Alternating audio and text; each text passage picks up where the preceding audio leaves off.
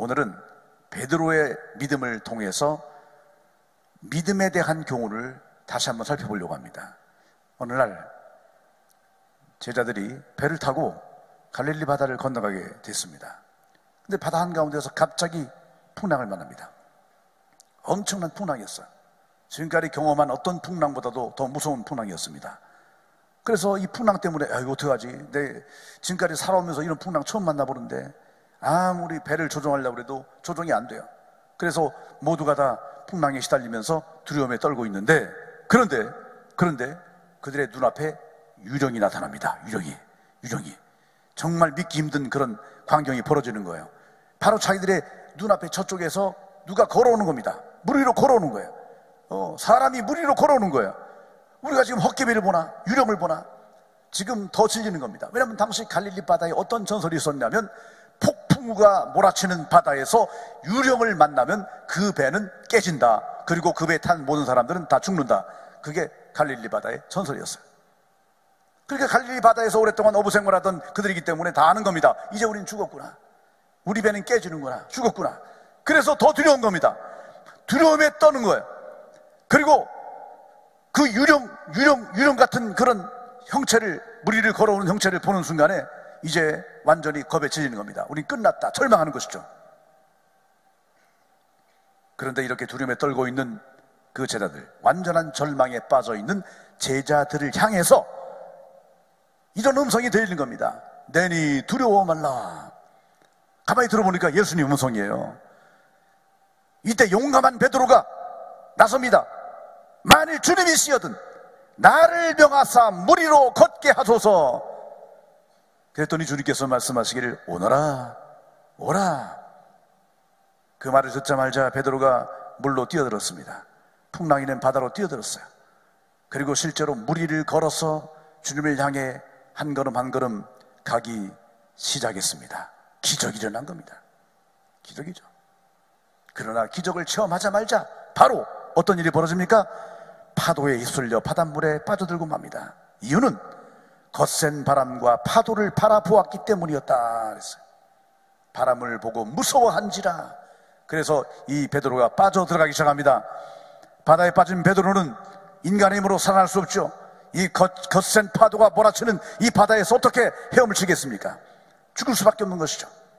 바다에 빠져들어가 죽을 수밖에 없는 이 베드로가 마지막으로 뭐라고 말합니까? 주님 살려주세요. 주님 구원해 주세요.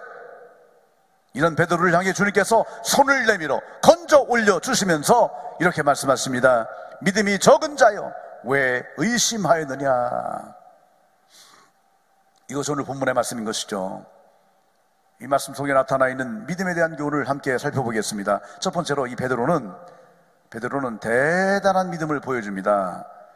파도가 일렁이는 바다에 뛰어든다는 것은 그 자체로서 대단한 용기가 있어야만 가능한 것입니다. 이건 엄청난 믿음이 있어야 가능한 것이에요. 이건 정상적인 행동이 아니죠. 여러분 보고 막 파도가 일렁이는 그런 바다에 뛰어드시오. 그러면 누가 뛰어들겠습니까?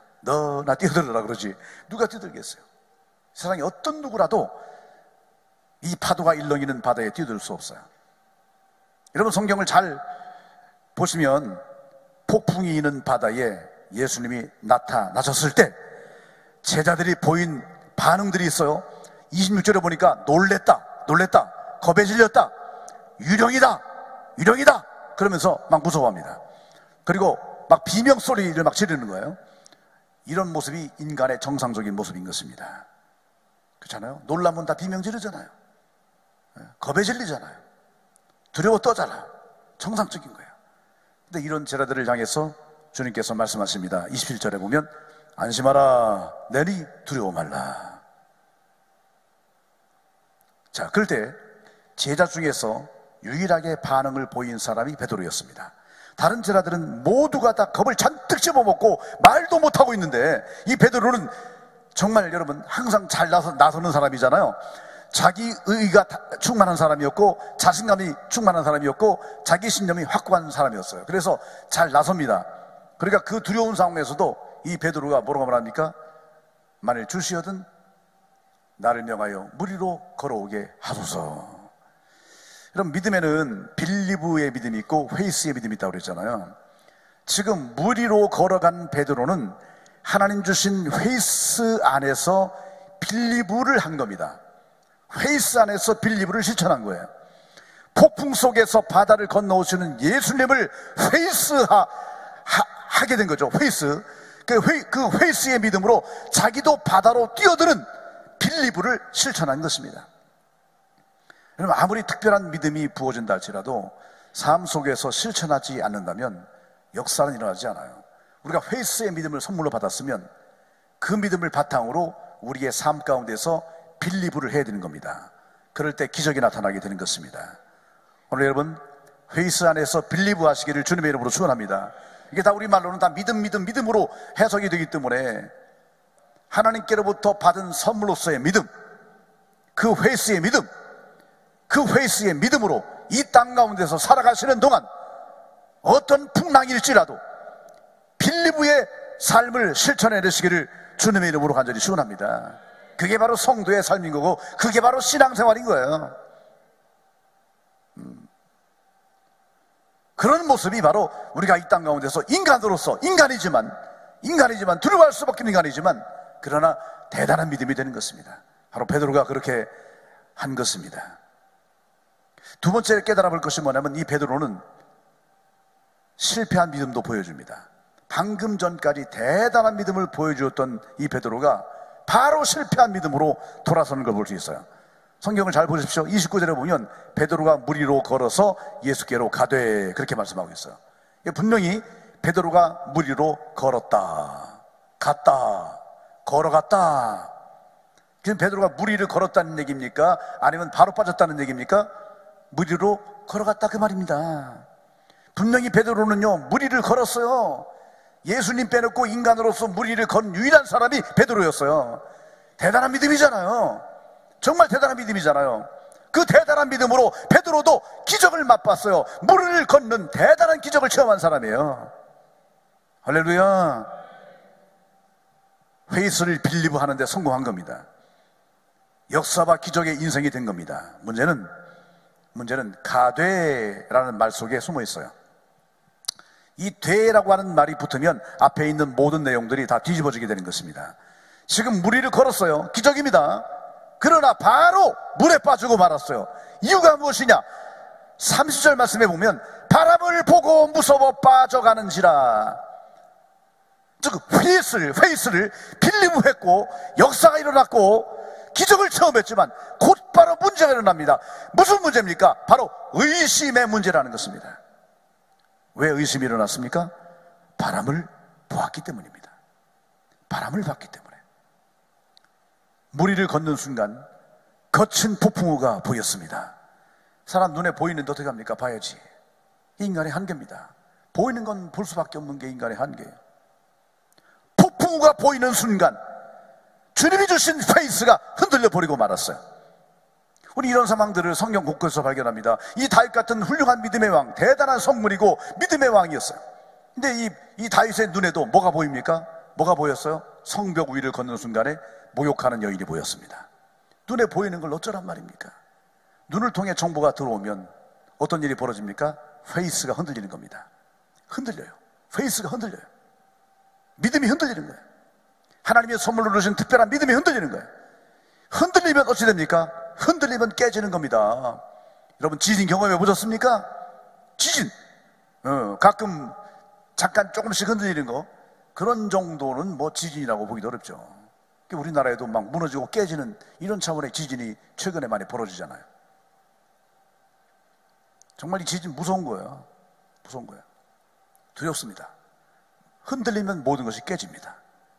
깨지면 의심이 인정사정 없이 우리에게로 막 새들어옵니다. 의심은 걷잡을 수 없는 두려움과 공포를 몰고 옵니다. 그래서 이 의심 때문에 막 그냥 막 인정사정 없이 막 깨지잖아요. 그 깨진 틈으로 우리 페이스의 믿음들이 막 빠져나가기 시작하는 거예요. 그러니까 우리가 아무리 페이스를 빌리브하고 역사가 일어났을지라도 바람 보고 세상 보고 또는 사람 보고 환경 보고 그러면 당장에 흔들리고 깨질 수밖에 없는 것입니다. 이것이 인간의 한계인 것입니다. 베드로의 문제는 환경을 봤어요. 환경 봤어요. 막 바람이 막 일어나는 걸 봤어요. 근데 보이는 것을 어찌 안 볼 수 있겠습니까? 이것이 인간의 한계인 것입니다. 물에 빠진 베드로처럼 인간의 의지나 신념은 언제나 한계가 있습니다. 언제나 깨질 수 있어요. 언제나 무너질 수 있어요. 언제나 변질될 수 있는 것이 인간의 의지와 신념이라고 하는 거예요. 얼마 못 가요. 그래, 지치고 상하고 쓰러지고 자빠지고. 그것이 우리 인간의 문제인 것입니다. 이것은 늘상 우리들이 겪는 문제 아닙니까? 저도 이런 문제에 늘상 걸려 있고요. 우리 하늘샘교회 성도들 가운데도 지난 한 주간도 이런 문제에 걸려서 지치고 상하고 쓰러진 분들이 얼마나 많습니까? 그래서 우리 성도들은 끝까지 주님만을 보고 가야 하는 것입니다. 끝까지 주님만을 믿고 달려가는 자가 되어야 하는 것입니다. 여러분, 환경, 상황, 조건, 사람, 그것이 눈에 보인다 할지라도, 그래서 우리의 의지와 신념이 깨진다 할지라도 절망하거나 좌절하거나 포기하지 않기를 바랍니다. 끝까지 주님의 말을 보고 달려갈 수 있는 믿음을 갖게 되시기를 주님의 이름으로 간절히 축원합니다. 그런 자에게 승리가 주어지게 되는 것입니다. 베드로의 결정적인 문제는 환경을 보고 무너진 것입니다. 우리가 세 번째로 볼 것은 뭐냐면, 자, 그렇게 무너졌잖아요. 바다에 빠져 들어가요. 인생이 쫑나는 거예요 지금. 그런데 정말 이 베드로가 복된 사람인 것은 회복된 믿음을 보여주고 있다는 겁니다. 회복된 믿음, 다시금 믿음을 회복했다는 것입니다. 여러분 30절 말씀 보니까 소리질러 이르되 주여 나를 구원하소서. 소리질러 이르되 주여 나를 구원하소서. 이것이 바로 뭐냐, 이 베드로가 정말 잘한 거예요. 방금 전에 환경 보고 깨지고 무너진 거 잘못한 거지만, 그러나 다시금 곧 정신 차리고 소리질러 주여 나를 구원하옵소서. 다시금 주님 바라보고 주님께 부르짖어 기도했다는 겁니다. 이게 베드로가 결정적으로 잘한 거예요. 오늘 우리 안에도 때때로 깨지고 무너질지라도 나의 믿음이 인정사정 없이 깨져서 새나가는 그런 상황 속에서도 우리는 다시금 회복된 믿음을 갖게 되시기를 주님의 이름으로 축원합니다. 주여 나를 도우소서, 주여 나를 구원하소서. 이것만이 깨진 자리에서, 무너진 자리에서, 절망하고 낙심한 자리에서 우리 성도가 하나님 앞에 부르짖어야 될 기도의 내용인 줄로 믿습니다. 이런 정신과 이런 자세를 가진 사람은 반드시 주님이 도와주십니다. 일으켜주신다고요. 주님이 구원하십니다. 윤치호 박사가 1896년에 독립문 정초식을 할 때 배지학당 학생들을 데려다가 노래를 시킵니다. 당시 배지학당 교사를 하던 이 윤치호가 가사를 써주죠. 조선가라고 하는 이런 노래를 부르는데, 이 조선가의 내용이 뭐냐면, 어떤 내용으로 되어 있냐면, 상주여 이 나라를 도와주소서. 상주 돕지 아니하면 이 나라 망하겠네. 상주 도와주시면 조선이 살겠네. 그런 내용으로 되어 있어요. 근데 이거는 윤치호 박사 자신의 신앙 고백이죠. 정말 당시 이 나라가 각 조선을 벗어나서 대한제국이라고 하는 그런 이름을 가졌지만, 청나라에서 수천 년 동안 이 신하의 나라로 지배를 받아오던 그런 상태에서 각 벗어났지만, 또 다른 열강인, 또 다른 강대국인 일본이라고 하는 나라가 이 나라를 집어삼키려고 간악한 계략을 쓰는 그런 상황 속에서 이윤초가 아무리 앞을 보고 뒤를 보고 사방을 봐도 이 나라 이 민족이 살 길이 없는 거예요. 이 나라가 살 길이 뭐냐? 하나님이 도와주셔야 된다. 하나님이 이 나라를 구원해 주셔야 된다. 그래서 그거를 노랫말을 불러가지고 독립문 정초식을 하는데, 거기에서 노래를 갖다가 학생들에게 그걸 부르게 한 거예요. 조선가라고. 그 정초식에서 무슨 노래 불렀나, 이것 때문에 사람들이 무슨 노래 불렀는지 모른다, 증거가 없다, 뭐하다, 막 그렇게 말들이 많았는데요. 최근에 정말 최근에 독일에서 이 조선가 가사를 적은 종이가 발견됐어요. 어떤 선교사가 그때 종이 하나 구해가지고 그걸 자기네 나라로 독일로 가져갔다가 그게 이제 100년 지난 다음에 이게 발견된 거예요. 그런데 그 종이에 보면 이 조선가 노래가 있어요. 이 노래가 그대로 1절, 2절, 3절, 4절, 5절까지 있는 겁니다. 그 5절까지의 내용이 뭐냐면, 구구절절 뭐냐면, 상주가 누굴 말하냐면 가장 위에 있는 주인 하나님이시죠. 하나님, 이 나라를 구원해 주세요. 하나님, 이 조선을 도와주세요. 하나님이 도와주지 않으면 이 나라 망합니다. 하나님 제발 좀 도와주세요. 이런 간절한 이 윤추호 박사의 기도 내용이 그 속에 담겨 있는 거예요. 아멘입니까? 아멘 하셔야 됩니다. 왜? 우리 하늘샘교회는 윤추호 박사의 기도와 헌신을 통해 세워진 교회이기 때문에 그건 우리 잊을 수 없는 거예요. 그 노랫말 가사가 그러면 그게 어떻게 배제학당 학생들이 독립문 정수일 때 불렀다고 어떻게 증명하느냐? 그런데 정말 감사하게도 거기에 PCS라고 하는 이니셜이 써 있는 겁니다. PCS가 뭐냐? 배제의 첫 글자죠. B, 영어로 P, 그 다음에 C, 크리스찬, S, 스쿨. 배제 크리스찬 스쿨 학생들이 불렀다 그 말이죠. 역사는요, 기록만 해놓으면 언젠가는 빛을 발하게 돼 있어요. 정말 여러분, 100년 전에,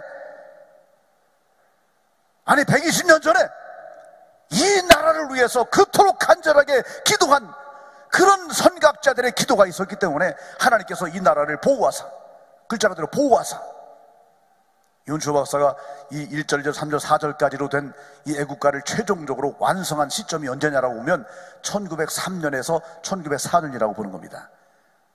왜냐하면 그것도 근거가 있어요. 1904년에 영국 군함이 인천 앞바다에 왔습니다. 방문했어요. 사절단으로 방문했어요. 그 사절단으로 이제 그 나라에 방문하면 그 나라의 애국가를 해군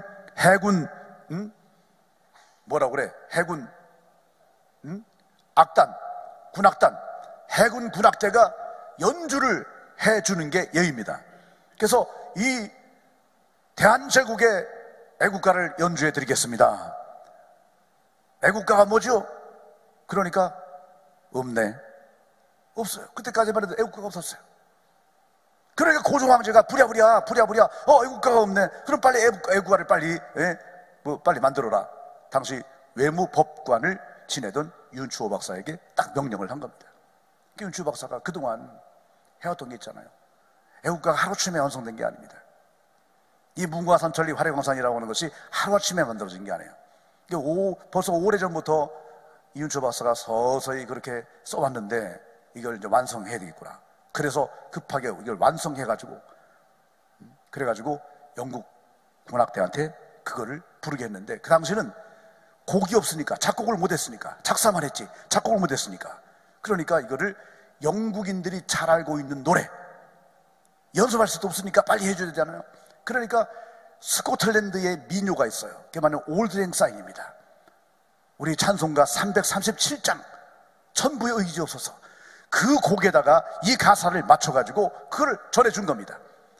그래서 영국 군함에서 영국 해군 군악대가 그걸 쫙 사절까지 연주를 한 거예요. 그러니까 여러분, 이건 역사적인 팩트입니다.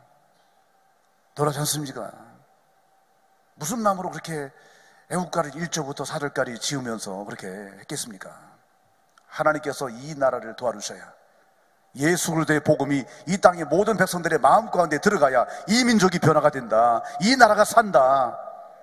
그 기도의 정신 아니겠습니까? 오늘 우리 안에도 정말 이 나라의 민족을 위한, 이 나라의 민족의 구원을 위한 절박한 기도가 있기를 바랍니다. 여러분의 가정을 위한 절박한 기도가 있기를 바랍니다. 여러분의 믿지 않는 여러분의 가족을 위한 절박한 기도가 있기를 바랍니다. 소리 질러 이르되, 소리를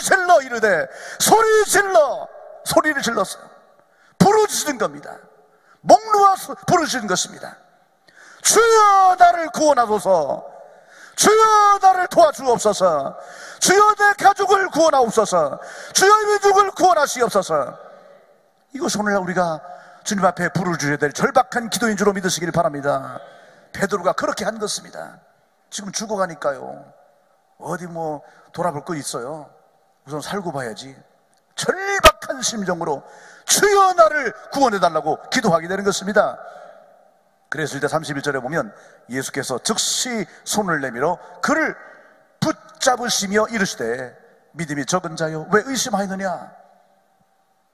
여러분, 베드로가 잘한 것은 그 쓰러진 순간, 무너지고 깨지고 빠져들어간 바로 그 순간에, 망해가는 바로 그 순간에 간절히 예수님을 부르셨다는 거예요. 성도가 부르짖으면 예수님께서 붙잡아 주실 줄로 믿습니다. 베드로가 결정적인 실수가 뭐였습니까? 끝까지 주님 바라보고 갔으면 완벽하게 무리를 걸어서 주님의 손을 잡았을 거예요. 걸어가서. 그런데 그러지 못하고 환경을 바라본 거, 이게 베드로의 결정적인 실수죠. 반면에 그가 결정적으로 잘한 것이 또 하나 있는데, 그 뭐냐? 다시 주님만을 바라봤다는 거예요. 빠진 자리, 무너진 자리, 깨진 자리, 망한 그 자리에서 다시금 주님을 바라봤다는 거예요. 할렐루야. 저와 여러분도 주님만을 바라볼 수 있기를 바랍니다. 모든 것이 빠지고 깨지고 무너지고 망한 바로 그 자리에서 베드로처럼 주님 바라보시기를 바랍니다. 그래서 우리가 구원받고 승리하는 길인 줄로 믿습니다. 다시금 베드로는 주님의 손에 잡혀서 주님과 함께 무리를 걸어서 배 위로 다시 돌아오는 그런 승리를 누리게 된 것입니다. 우리 성도들이 세상 살면서 가장 많이 저지르는 실수가 무엇입니까? 자꾸만 세상을 바라본다는 거예요. 자꾸만 세상 바라봐요. 눈에 보이는데 어떻게 안 볼 수 있어요? 그것이 인간의 한계인 겁니다. 인간의 한계 속에서 우리가 자꾸만 주님 바라보지 아니하고 환경 바라보고 세상 바라보고 사람 바라보면서 얼마나 우리가 낙심하고 절망하고 실망하고 상처를 받고 좌절합니까? 자꾸만 주님의 손을 놓고 있잖아요. 이게 우리들이 저지르는 실수인 것입니다. 우리 성도들의 결정적인 실패의 원인은 다른 게 아닙니다. 세상 바라보고 사람 바라보는 데 있어요. 신앙생활 하면서도요, 우리가 실패하는 원인이 무엇이겠습니까? 교회 다니는 분들 중에도요, 실패하는 분들이 얼마나 많습니까? 왜 실패합니까? 교회에 나와서도 세상 바라보는 거예요. 교회에 나와서도 자꾸만 사람 바라보는 거예요. 그래서 수도 없이 빠지고 고통 속에서, 멸망 속에서 허우적대고 있는 것입니다. 지난 한 주간도 우리의 모습이 얼마나 그랬습니까? 지나간 세월 동안 우리가 얼마나 이렇게 상처가 받고 실망하고 멸망하는 모습으로 호족되며 살아왔습니까? 이제 우리가 깨달아야 됩니다. 내가 비록 그런 상황 속에 있을지라도 우리 성도라면 주님께 부르짖고 주님만 바라보고 다시금 주님의 손을 잡아야 할 줄로 믿습니다. 아니, 주님의 손에 붙들려야 할 줄로 믿습니다. 내가 잡는 게 아니에요. 우리는 부르짖기만 하면 됩니다. 그럼 주님께서 크고 강한 손으로 나를 잡아 건져 올려 주시는 것입니다. 무너진 자리에서 주님만 바라보십시오. 깨진 자리에서 주님만 바라보세요. 상처받고 실망한 그 자리에서 주님만 바라보시기를 바랍니다. 그것만이 우리가 승리하는 길이고 하나님의 능력의 손에 이끌려 하나님의 복을 누리는 길인 줄로 믿습니다. 우리가 세상에서 주님만 바라보고 주님의 손을 날마다 붙들고 살아갈 때에 날마다 승리하는 역사가 일어나게 될 줄로 믿습니다.